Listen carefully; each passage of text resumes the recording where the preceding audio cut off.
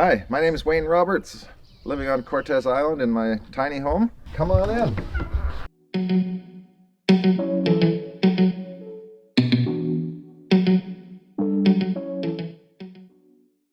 Here's my kitchen, and yeah, this unit has a Galley kitchen.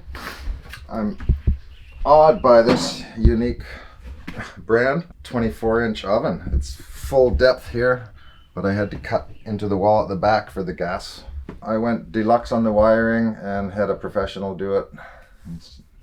I flounder a little bit about it, but got some good design ideas.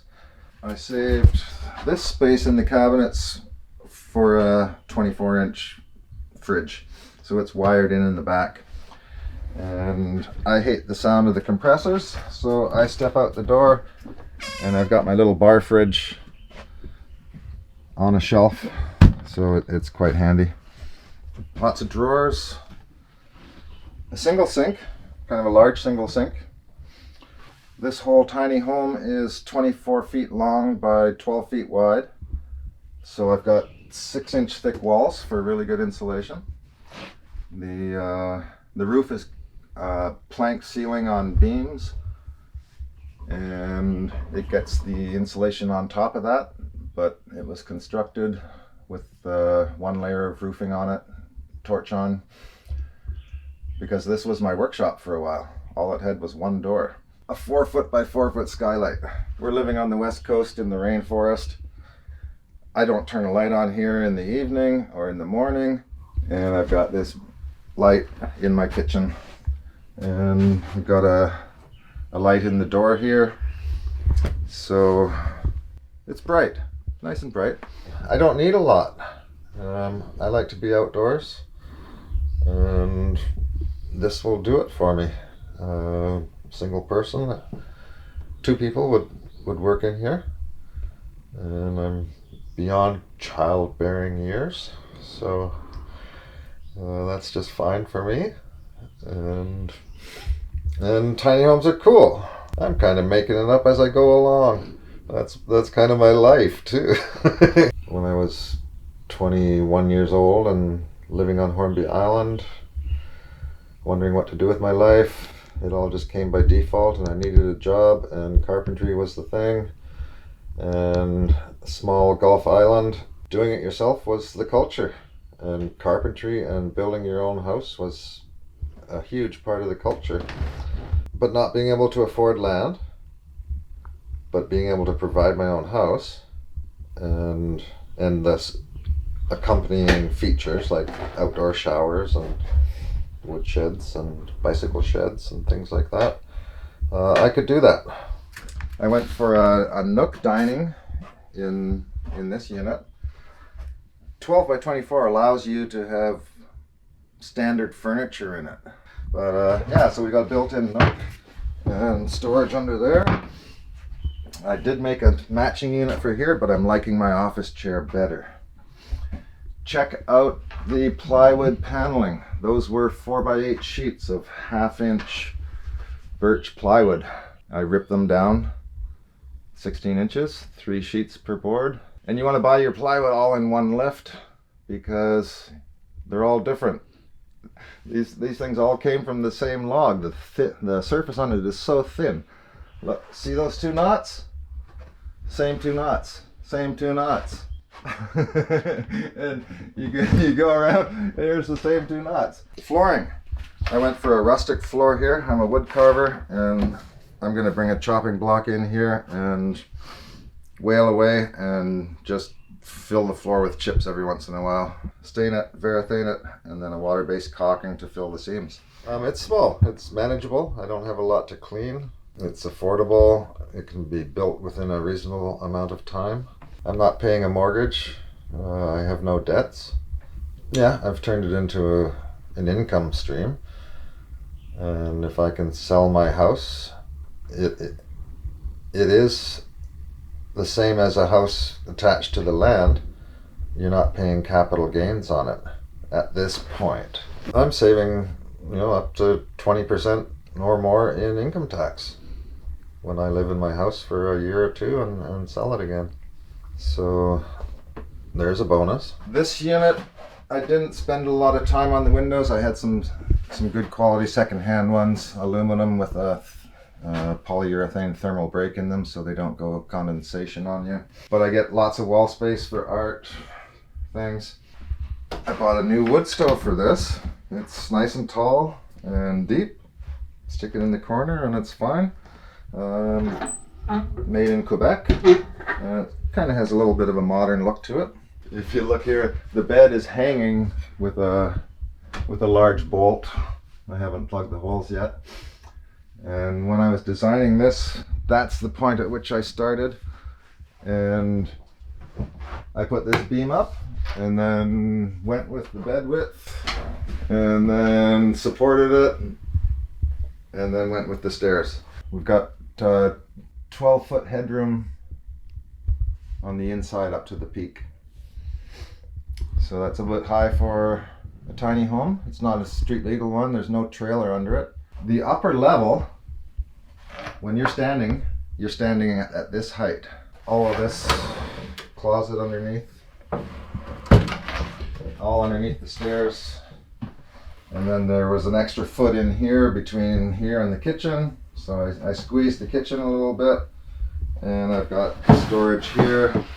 If you take all the books out and go in there, then you can get all your winter blankets out.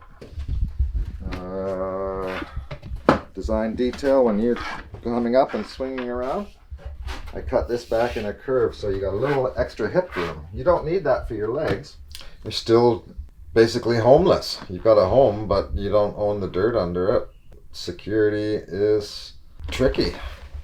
You really don't have that security except for your interpersonal relationships. Falling under a distinct arm of the law can be a challenge. So you're often making up a contract for a land lease, which is way different than residential tenancy, and you don't have the same protections. And here I am, full standing headroom. I've got room for like a 6'2" person here. And you get up here, you're standing up, sit down on the bed. So my second floor is like 27 inches by 54 inches. I'm a carpenter, these numbers stick in my head. I will know that till the day I die. I've got space around me. None of this tiny home loft, crawl into a hole and wish you were somewhere else.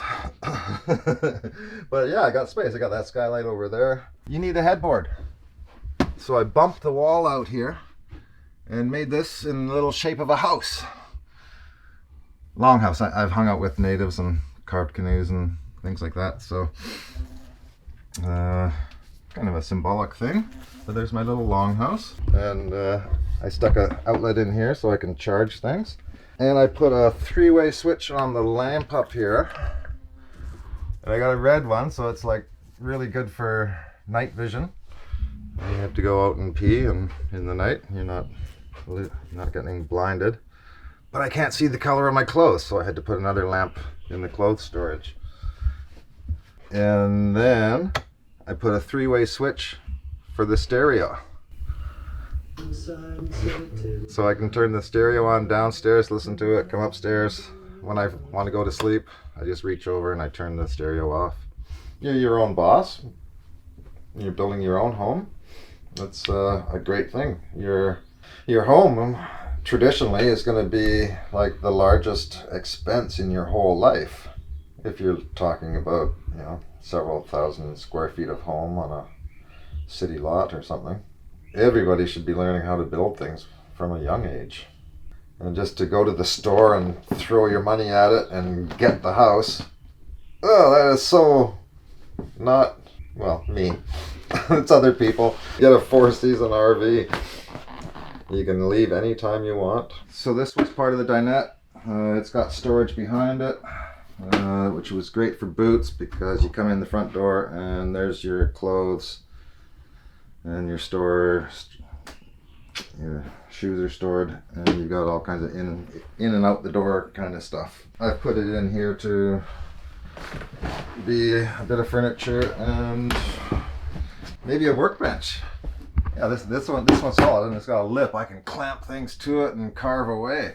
It's a little tight for real furniture in here. One issue with the tiny homes is sleeping in a loft with the wood heat. You have to really monitor your firewood use. But I've got a big window up at the top, so it's venting really well beside the bed there. Yeah, I do some carving and set up for that in here. Lots of tools, materials. Been doing some cedar bark weaving with Amy Robertson locally. And here's a nice wooden spoon I've made. So these all get abalone eyes. We got a wolf. There's another eagle. And there's a raven.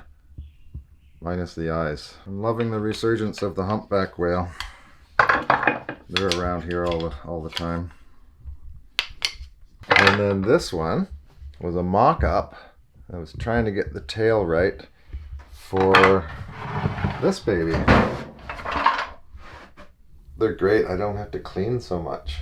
I've lived in other small places and I've had 4 inches of wood chips on the floor. You got to keep the kitchen clean though. That's important. I'm more in the moment and experiential. One thing I've done, I've been in the Clayoquot Sound rainforest building dugout canoes with native friends there out of 1,000-year-old trees. I didn't take a single picture. Not a single picture. Taking pictures. Should have done more of that. I could have an online presence. I have been putting some stuff together.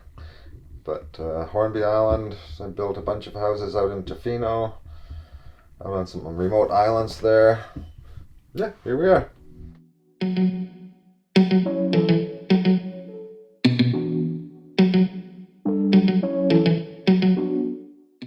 Thanks for watching, and if you enjoyed this video, please share it with a friend. Also, if you want to watch more alternative dwellings, we got a playlist popping up right here, and we release new episodes every single Sunday, so consider subscribing.